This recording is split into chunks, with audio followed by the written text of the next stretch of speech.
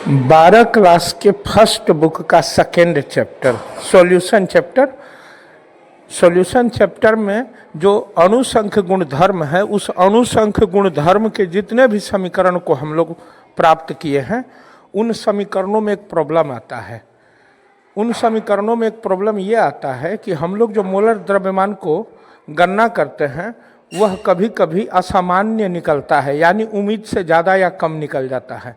तो उस प्रॉब्लम को कंट्रोल करने के लिए वांटफ फैक्टर का कंसेप्ट कंसीडर किया गया है। वांटफ नाम के साइंटिस्ट ने उस फैक्टर को सुझाया, तो उसी के बारे में हम लोग इस वीडियो में पढ़ने जा रहे हैं, असामान्य मोलर द्रव्यमान और वांटफ फैक्टर। तो सबसे पहले हम लोग जानते हैं कि असामान्य मोलर द्रव्यमान क्या है। बहुत बहुत थैंक्स, आपका ध्यान इस पे गया। असामान्य मोलर द्रव्यमान या असामान्य आणविक द्रव्यमान कहते किसे हैं हम लोग जानेंगे। होता क्या है कि जब आप किसी ठोस को जल में घोलते हैं तो उसका जितना मोलर द्रव्यमान है या जितना आणविक द्रव्यमान है, उस आणविक द्रव्यमान से वो बढ़ जाता है या घट जाता है। इसी को असामान्य मोलर द्रव्यमान कहते हैं। तो आप लिख सकते हैं असामान्य मोलर द्रव्यमान क्या है। तो असामान्य मोलर द्रव्यमान क्या है? असामान्य मोलर द्रव्यमान क्या है? तो जब किसी ठोस को किसी सोलवेंट में घोला जाता है तो घुलने वाले ठोस पदार्थ का घुलने के बाद या तो मोलर द्रव्यमान बढ़ जाता है या मोलर द्रव्यमान घट जाता है। इस बढ़े या घटे हुए मोलर द्रव्यमान को असामान्य मोलर द्रव्यमान कहते हैं।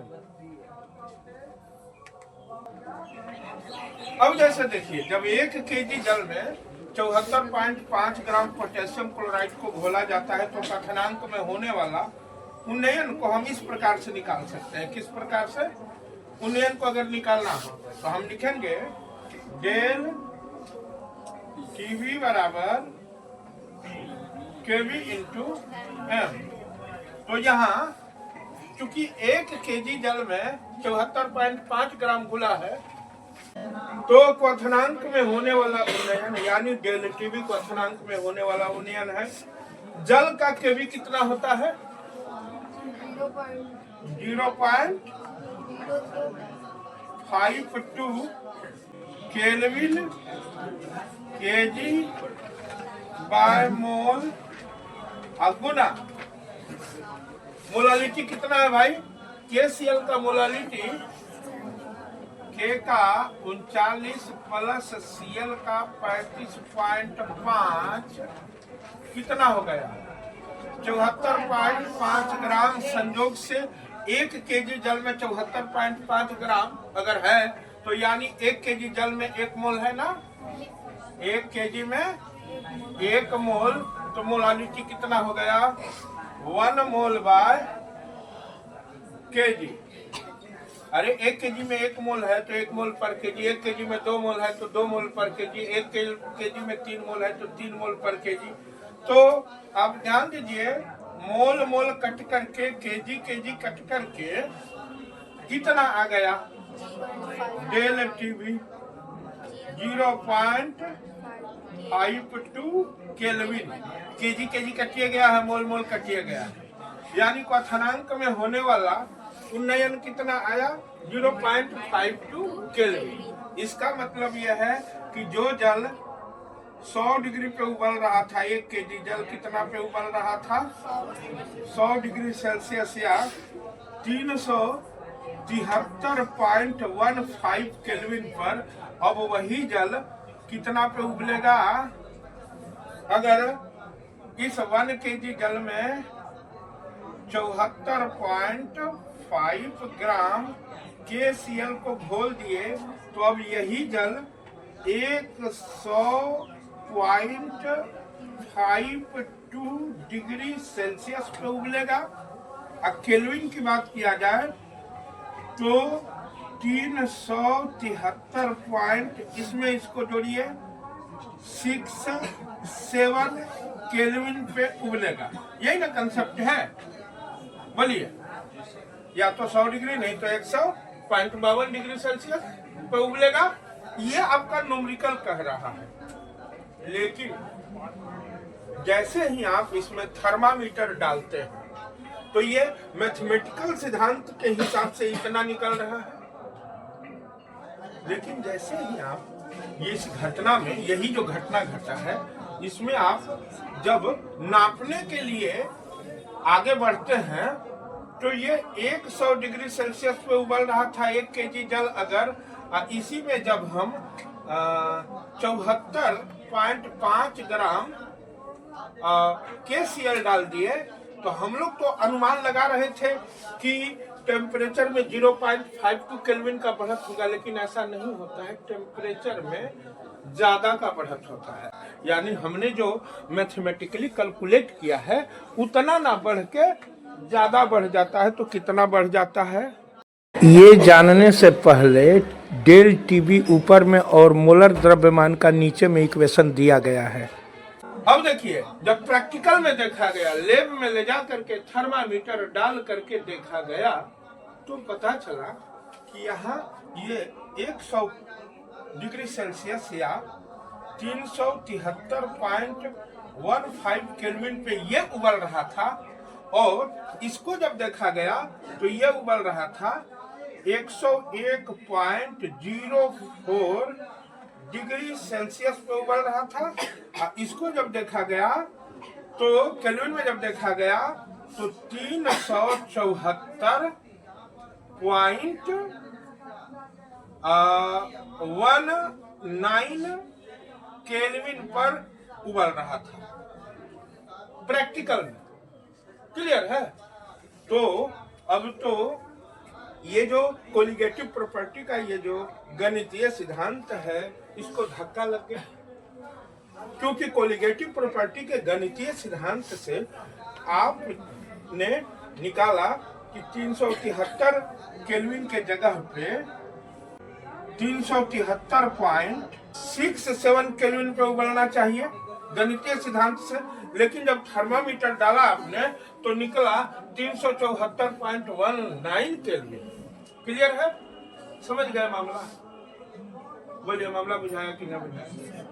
हम लोग कैलकुलेट करके देखे तो 1 केजी जल में जब 74.5 ग्राम KCl मिलाएंगे तो कैलकुलेशन से पता चला कि अगर 100 पे उबल रहा है तो इसको उबलना चाहिए 100.52 डिग्री सेल्सियस पे। केल्विन में ये 373.15 केल्विन पे उबल रहा है, तो ये 373.67 केल्विन पे उबलना चाहिए। मैथमेटिकली निकला। लेकिन जब इसी में हम लोग थर्मामीटर डाल दिए, थर्मामीटर देखे कि भाई ये गणितीय सिद्धांत सही है कि गलत है, तो पता चला कि बिल्कुल ये गलत है। क्या पता चला? पता चला कि जो 100 डिग्री सेल्सियस पे ये उबल रहा था, इसको उबलना चाहिए KCl डालने के बाद 100.52 केल्विन पर नहीं, बल्कि 101.04 सेल्सियस पे उबलना चाहिए। 100.52 सेल्सियस पे ना उबल के 101.04 सेल्सियस पे उबलना चाहिए। अब केल्विन में कैलकुलेशन से निकला था 373.67 केल्विन पे उबलना चाहिए, लेकिन ये 373.67 केल्विन पे ना उबल करके 374.19 केल्विन पे उबला। अब इसका कारण क्या था? देखिए, अब इसका कारण समझिए। मामला समझ में आ गया ना? मामला यह था कि इसमें इस गणितीय सिद्धांत का भी दोष नहीं था, गणित कभी गलत नहीं होता है, लेकिन साइंस के अंदर अलग अलग घटनाएं हो जाती है। हम लोगों ने गणित अप्लाई इसलिए किया कि 74.5 ग्राम अगर KCl डालेंगे तो उसमें 6.022 इंटू 10⁻23 अणु मान करके डाले, जो कि 1 मोल होता है। 11 क्लास में आप लोग पढ़े 6022 महासंघ अणु बराबर 1 मोल अणु। लेकिन मामला क्या हो गया कि ठीक है, हमने तो इतना KCl डाला, लेकिन जैसे ही पानी में ये घुला, ये K+Cl- में टूटना शुरू कर दिया। अब हम KCl मिलकर के टोटल 6022 महासंघ कण डाले थे, लेकिन यहाँ जाकर के अलग 6022 महासंघ की संख्या में खुद को रिप्रेजेंट करने लगा और सीएल टूट करके अलग 6.022 इंटू 10⁻23 की संख्या दिखाने लगा। तो दोनों को जोड़ दिए तो टोटल पार्टिकल पहले डालने वक्त इतना कम था ना 6022 महासंघ, लेकिन डालने के बाद ये टूट करके डबल हो गया। अब जैसे हम इस रूम में 15 आदमी को भेजे, अब 15 आदमी टूट करके दो ठो बन जाए तो 30 आदमी हो जाएगा ना। वही हुआ, हमने 6022 महासंघ अणु को डाला और ये अणु दो भागों में टूट गया, के अलग सीएल अलग। तो 6022 महासंघ की टोटल मिला करके 12.044 इंटू 10⁻23 अणु या कण इसके अंदर हो गया। इसको अणु नहीं कहेंगे, इसको कैटायन एनायन कहेंगे। तो कणों की संख्या पे डिपेंड करता है।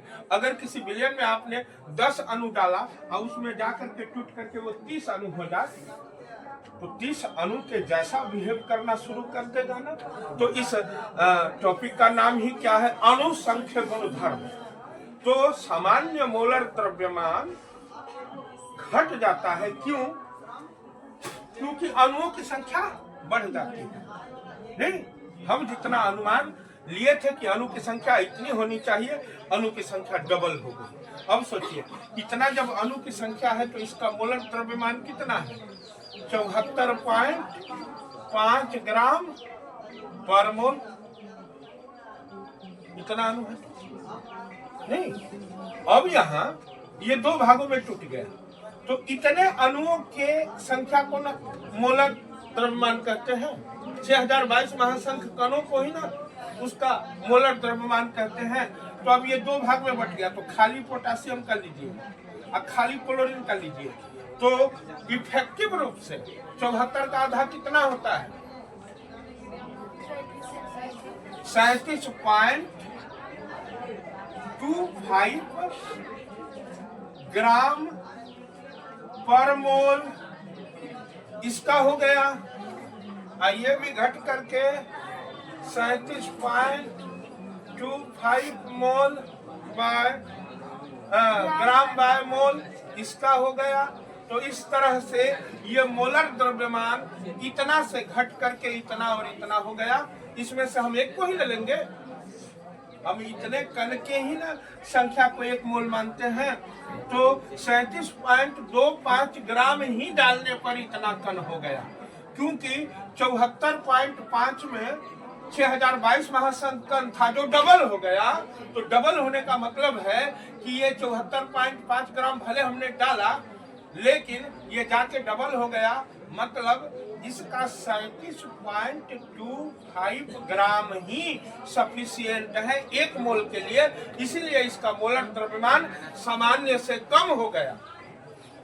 बात को समझे कि नहीं समझे? हाँ? तो इसी को असामान्य मोलर द्रव्यमान कहते हैं। शुद्ध पानी रख के 1 केजी को जब हम गर्म करने लगे तो उसमें थर्मामीटर डाल दिए। थर्मामीटर डालने के बाद थर्मामीटर का जो रीडिंग था वो चढ़ने लगा, चढ़ा। 94 डिग्री सेल्सियस पे नहीं उबला, 96 पे नहीं उबला, लेकिन जैसे ही इसका रीडिंग 100 डिग्री सेल्सियस पे गया, ये उबलने लगा। बुखार नापते हैं ना, वैसे थर्मामीटर से टेम्परेचर नापते हैं। तो शुद्ध पानी 100 डिग्री सेल्सियस पे उबलने लगा।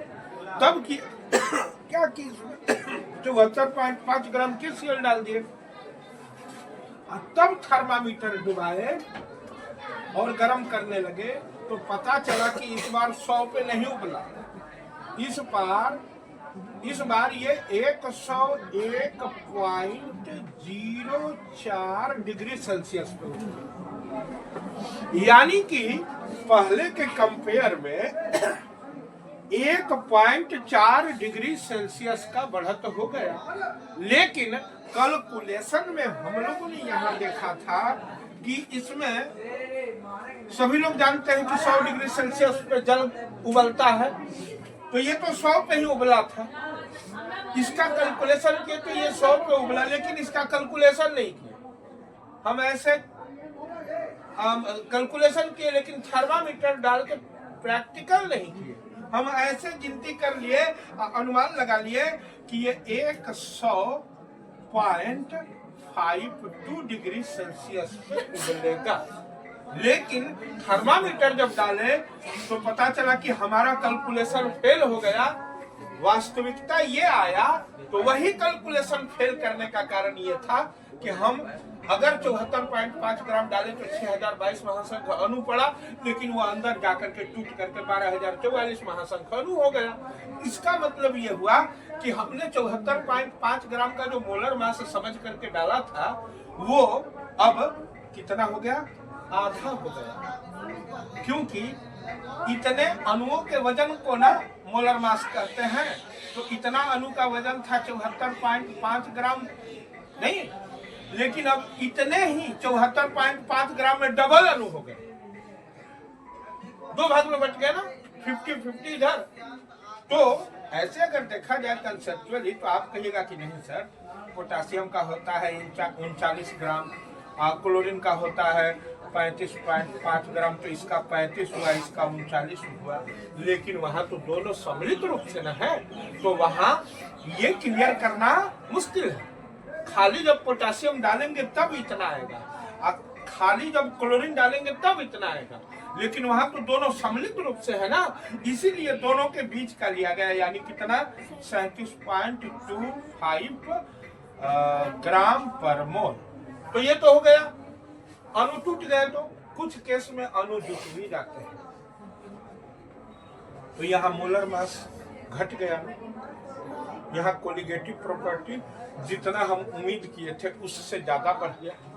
लेकिन यहाँ सोचिए, अब जहाँ दो अणु आपस में जुट जाते हैं, ऐसे भी कुछ अणु हैं जिनको पानी में डालने के बाद दो अलग अलग मटेरियल को डालिए, इसका आप 6022 महासंख्य अणु डालिए, उसका 6022 महासंख्य अणु डालिए, तो वो दोनों मिलकर के 12044 महासंख्य होने चाहिए, लेकिन दोनों जुट करके 6022 महासंख्य बना देता है।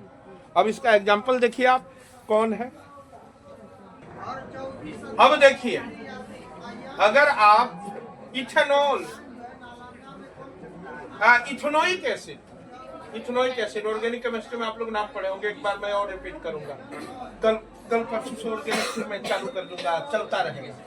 इथेनोइक एसिड का आपने अगर 12044 महासंख्य किसी विलयन में डाला, अब ये देखिए ये करता क्या है कि ये दो अणु इस ऑक्सीजन के पास से हाइड्रोजन बॉन्ड बना करके इस हाइड्रोजन को पकड़ लेता है, और इधर से ये इसके पास ये पकड़ लेता है। अब सोचिए जरा कि आप इसका मोलर द्रव्यमान कितना निकालने जा रहे हैं। 12 1 12 16 1, सबको जोड़िए कितना हो जाता है, तेजी से ध्यान से जोड़िए तो कितना हो गया, सबको जोड़े कितना हो गया, ध्यान से बोलिए।